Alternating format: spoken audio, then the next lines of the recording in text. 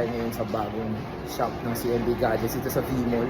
So malapit na naman dito sa Tiangge. Ito yung Tiangge sa likod. So pupuntahan natin ngayon yung bagong shop ng CMB Gadgets or Tingel Telecom sa V-Mall. So tara, tumahan niyo ako. So pag galing ngayon ng Tiangge, dyan yung Tiangge.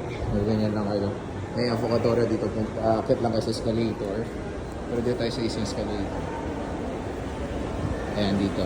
Ang maganda dito sa opening ng Tingel Telecom is magkakaroon siya ng freebie sa first 10 customers na bibili dito sa physical shop ng Tingel Telecom or CMB guys. So tara, tayo tayo. Ito escalator. Ayan, sa V-Mall lang siya. Ayan, V-Mall. So may makikita kayo dyan yung Micro Valley dyan. Malapit lang sa escalator. Dire-diretso lang kayo dito. Dire-diretso kayo dito.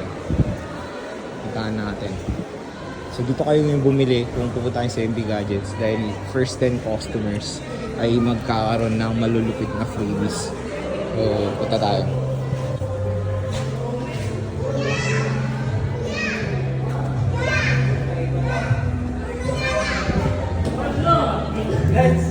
Naruhan ko si boss.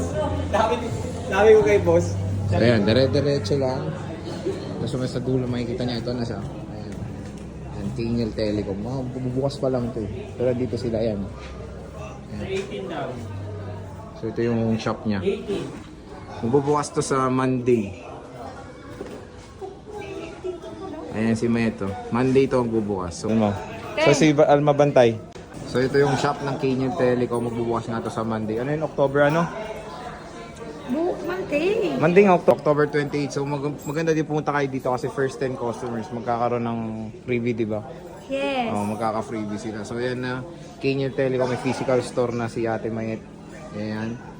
Pwede kayo mag-disco dito. Mag-soft opening pa lang tayo. Kailan yung hard doon? Mag-soft opening sila sa Monday. So pag pumunta kayo dito, first 10 customers magkakaroon ng special freebie mula sa Tingel Telecom. Ayan ha.